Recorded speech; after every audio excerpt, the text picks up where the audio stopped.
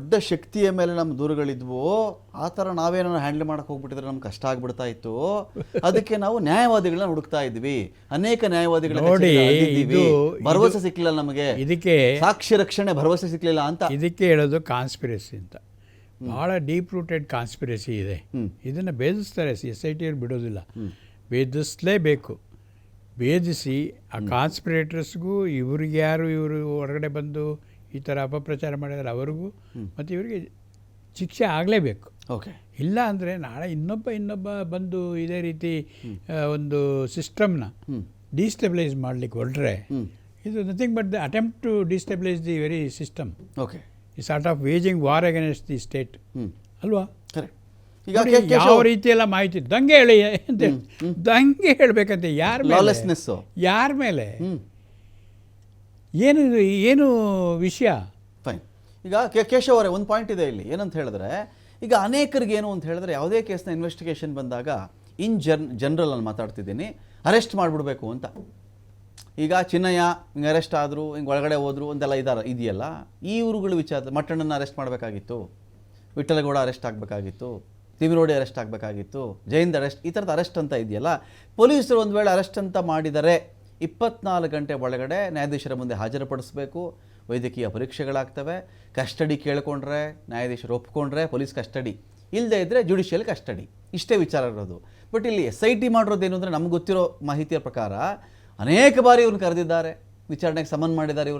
ವಿಚಾರಣೆಗೆ ಇವರು ಹಾಜರಾಗಿದ್ದಾರೆ. ನಮಗೆ 18 ಗಂಟೆ ಕೂರಿಸ್ಕೋತಾ ಇದ್ರು, ಎಷ್ಟಲ್ಲಿ ಹಾಜರಾಗಬೇಕು ನಾವು ಇವರು ವಿಚಾರಣೆಗಳಿಗೆ, ನಮಗೆ ಇದು ಹೆರಾಜ್ ಮಾಡ್ತಾ ಇದ್ದಾರೆ, ಇವರು ಬೇಕು ಅಂತ ಹಿಂಗೆ ಮಾಡ್ತಾ ಇದ್ದಾರೆ ಅಂತ ಇದೇ ಗ್ಯಾಂಗ್ ವಾದ ಮಾಡ್ತು. ಈಗ ನಾವು SIT ಕೊಡ್ತಕ್ಕಂಥ ರಿಪೋರ್ಟ್ಗೆ ವೆಯ್ಟ್ ಮಾಡಿ, ಅಲ್ಲಿ ಇವ್ರುಗಳಲ್ಲಿ ಯಾರಾದರೂ A1 A2 A3 ಇವ್ರುಗಳ ಮೇಲೂ ದೋಷಗಳು ಹಾಕಿದರೆ ನ್ಯಾಯಾಲಯ ಫೈನಲಿ ಅವ್ರಿಗೆ ಜೈಲಿಗೆ ಹಾಕುತ್ತೋ ಖುಲಾಸೆ ಮಾಡುತ್ತೋ ನ್ಯಾಯಾಲಯಕ್ಕೆ ಬಿಟ್ಟು ವಿಚಾರ ಅಲ್ವಾ? ಇಲ್ಲಿ ಬೇರೆಯವ್ರ ಅರ್ಜೆನ್ಸಿ ಯಾಕಿಲ್ಲಿ ಅಂತ ನೋಡಿ ಸರ್, ಇಲ್ಲಿ ಬಂಧನ ಆಗ್ಬೇಕು ಅಂತ ಹೇಳುವಂಥದ್ದು ಅದು ಕೆಲವರ ಮನಸ್ಥಿತಿ. ಯಾಕೆಂತ ಹೇಳಿದ್ರೆ, ಇಷ್ಟೆಲ್ಲ ತಪ್ಪು ಮಾಡಿದ್ರು, ಇಷ್ಟೆಲ್ಲ ಹೇಳಿದ್ರು, ಇಷ್ಟೆಲ್ಲ ಏನು ಬಹಳಷ್ಟು ಲಾಸ್ ಮಾಡಿಸಿದ್ರು, ಬಹಳಷ್ಟು ಸಮಯ ವ್ಯರ್ಥ ಮಾಡಿದ್ರು, ಬಹಳಷ್ಟು ಆರೋಪಗಳನ್ನು ಮಾಡಿದ್ರು, ಆದ್ರೆ ಇಷ್ಟೆಲ್ಲ ಅವರನ್ನು ಯಾಕೆ ಅರೆಸ್ಟ್ ಮಾಡ್ಲಿಲ್ಲ ಅಂತ ಹೇಳುವಂಥದ್ದು ಒಂದು ಭಾವನೆ. ಯಾಕೆ ಯಾವಾಗ ಬಂತು ಇದು? ಅವರೇ ದೂರುದಾರರೇ ಏನು ಕೈದಿ ಆದ್ರು, ಅಥವಾ ಈ ಯಾರೆಲ್ಲ ಅದರಲ್ಲಿ ಇದ್ರು ಹಿಂದ್ಗಡೆ ಅವರನ್ನೆಲ್ಲ ಆರೋಪಿಗಳ ಸ್ಥಾನದಲ್ಲಿ ನಿಲ್ಸಿದಾರೆ ಇಲ್ವಾ ಅಂತ ಹೇಳೋದು ಈಗಲೂ ನನಗೆ ಗೊತ್ತಿಲ್ಲ. ಆದ್ರೆ ಒಂದು ವೇಳೆ ಇವರು ನೋಟಿಸ್ಕೊಟ್ಟಾಗ ಪ್ರಾಮಾಣಿಕವಾಗಿ ಇದ್ರೆ ಇವರು 18 ಗಂಟೆ ಆಗ್ಲಿ, 100 ಗಂಟೆ ಆಗ್ಲಿ, 1000 ಗಂಟೆ ಆಗ್ಲಿ ಇವರು ತನಿಖೆಯನ್ನು ಎದುರಿಸಬೇಕಲ್ಲ ಸರ್. ಏನು ಅಲ್ಲಿ ಕ್ವಶನ್ ರೈಸ್ ಆಗ್ತದ, ಏನು ಡೌಟ್ ರೈಸ್ ಆಗ್ತದ, ಅದಕ್ಕೆ ಸರಿಯಾದಂತ ಪೂರಕವಾದ ಮಾಹಿತಿಗಳನ್ನು ಇವ್ರು ಕೊಡ್ಬೇಕಲ್ವಾ?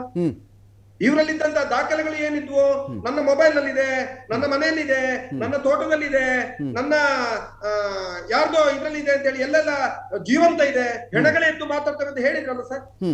ಅದನ್ನ ಇವ್ರು ತೋರಿಸ್ಬೇಕಿತ್ತಲ್ಲ, ಯಾಕೆ ತೋರಿಸ್ಲಿಲ್ಲ? ಕೇವಲ ಇವರನ್ನು ತನಿಖೆಗೆ ಕರೆದ್ರು ಅಂತ ಹೇಳುವಾಗ ಇವ್ರು ಹೆದರಿಕೊಂಡು ಯಾಕೆ ಹೈಕೋರ್ಟಿಗೆ ಹೋಗಿ ಇಡೀ ಇದನ್ನೇ ಸ್ಟೇ ಮಾಡ್ಬೇಕು ಅಂತ ಹೊರಟಲ್ವಾ? ಇದು ಅವರ ಯಾವ ಧೈರ್ಯವನ್ನು ತೋರಿಸ್ತದೆ? ಅವರು ಯಾವ ಒಂದು ಹೋರಾಟಗಾರರು, ನಾವು ಸಾಯ್ಲಿಕ್ಕೂ ತಯಾರು, ರಾತ್ರಿ 12 ಗಂಟೆಗೆ ಕರೆದ್ರು ಹೋಗ್ಲಿಕ್ಕೂ ತಯಾರು, ನಾವು ಯಾರಿಗೂ ಕ್ಯಾರ್ ಮಾಡುದಿಲ್ಲ, ನಮಗೆ ದೇವರಿಲ್ಲ, ದಿಂಡ್ರಿಲ್ಲ, ನಮಗೆ ಸಂವಿಧಾನ ಇಲ್ಲ, ನಾನು ಭಾರಿ ಸತ್ಯವಂತ ಅಂತ ಹೇಳ್ತಾ ಹೋದ್ರಲ್ಲ ಸರ್. ಎಲ್ಲಿದೆ ಅವರಿಗೆ ಇವತ್ತು ಯಾವ ಧೈರ್ಯ? ಎಲ್ಲಿ ಹೋಯ್ತು, ಎಲ್ಲಿ ಹುಡುಗಿ ಹೋಯ್ತು ಅವರ ಈ ಒಂದು ಗಂಡಸ್ಥಾನ ಇವತ್ತು? ಯಾಕೆ ಅವರು ಸ್ಟೇ ತೆಗಿಬೇಕಿತ್ತು? ಈಗ ಅದ್ರ ಮತ್ತೆ ಇವರನ್ನು ಆರೋಪಿಗಳನ್ನಾಗಿ ಮಾಡ್ತಾರೆ ಅಂತ ಹೇಳುವಂತ ಡೌಟ್ ಅವರಿಗೆ ಇತ್ತು ಅಂತ ಹೇಳಿದ್ರೆ, ಯಾಕೆ ಆರೋಪಿಗಳನ್ನು ಮಾಡ್ತಿದ್ರು ಅಂತ ಹೇಳುದನ್ನು ಇವ್ರು ನೋಡ್ಬೇಕಲ್ಲ. ನಾವೇನು ತಪ್ಪು ಮಾಡಿದ್ದೇವೆ, ತಪ್ಪು ಮಾಡ್ಲಿಲ್ಲ ಅಂತ ಹೇಳಿದವರಿಗೆಲ್ಲ ಆ ಧೈರ್ಯ ಇರುವಂತದ್ದು. ನಾನು ಹೋಗ್ತೇನೆ, ನಾನು ತನಿಖೆ ಎದುರಿಸ್ತೇನೆ, 100 ಗಂಟೆ ಕರೆದ್ರು, 18 ಗಂಟೆ ಕರೆದ್ರು, ನಮಗೆ 9 ಸಾರಿ ಕರೆದ್ರು ಅಂತ ಹೇಳ್ತಾರಲ್ಲ, ಇವ್ರಿಗೆ ಎಷ್ಟು ಸಲ ಹೋಗೋದಕ್ಕೆ ತೊಂದ್ರೆ ಏನು ಸರ್? ನಿಜ, ಏನು ತೊಂದ್ರೆ ಇದೆ? ಅಲ್ಲಿ ಬಟ್ಟೆ ಕೊಡ್ತಾರೆ, ನಮಗೆ ಒಳ್ಳೆ ರೀತಿಯಲ್ಲಿ ಟ್ರೀಟ್ಮೆಂಟ್ ಕೊಡ್ತಾರೆ, ಒಳ್ಳೆ ರೀತಿಯಲ್ಲಿ ನಮ್ಮನ್ನು ನೋಡ್ಕೊಂಡ್ರು ಅಂತ ಹೇಳಿದವರು ಮತ್ತೆ ಅವರಿಗೆ ಇದು ನಾವು ಮಾಡಿದ ಷಡ್ಯಂತ್ರ ಎಲ್ಲ ಗೊತ್ತಾಗಿದೆ, ನಮ್ಮನ್ನು ಆರೋಪಿಗಳನ್ನಾಗಿ ಮಾಡಿದ್ದಾರೆ, ಇವತ್ತು ಬಂಧಿಸ್ತಾರೆ ಅಂತ ಹೇಳುವಾಗ ಸ್ಟೇಗೆ ಹೋಗಿದ್ದಾರೆ. ಇದು ಯಾರು ಮೆಚ್ಚುವಂತ ಕೆಲಸ ಅಲ್ಲ. ಯಾಕಂತ ಹೇಳಿದ್ರೆ ಅವರು ಮಾಡಿದಂತ ತಪ್ಪಿಗೆ ಶಿಕ್ಷೆ ಆಗ್ಲೇಬೇಕು. ಖಂಡಿತ ಅದು ಕಾನೂನಲ್ಲಿ ಅವರು ಹೊರಗಡೆ ಹೋಗ್ಲಿಕ್ಕೆ ಖಂಡಿತ ಸಾಧ್ಯ ಇಲ್ಲ. ಯಾಕಂದ್ರೆ ನಮ್ಮ ಕಾನೂನು ಅಷ್ಟು ದುರ್ಬಲ ಆಗಿಲ್ಲ. ಇವತ್ತು FIR ಅವ್ರಿಗೆ ಅರೆಸ್ಟ್ ಮಾಡದೇ ಇರ್ಬೋದು, ಎನ್ಕ್ವೈರಿ ಮಾಡಿರ್ಬೋದು, ಅಥವಾ ಜನ ಆಡ್ತಾ ಇರ್ಬೋದು ಅವ್ರನ್ನ ಯಾಕೆ ಬಂಧಿಸಲಿಲ್ಲ ಅಂತ ಹೇಳಿ. ಇವತ್ತಲ್ಲದಿದ್ರೆ ನಾಳೆ ಖಂಡಿತವಾಗಿಯೂ ಯಾರು ತಪ್ಪು ಮಾಡಿದಾರ ಅವರಿಗೆ ಖಂಡಿತವಾಗಿ ಶಿಕ್ಷೆ. ಮತ್ತಷ್ಟು ಮಾತಾಡ್ತೀನಿ.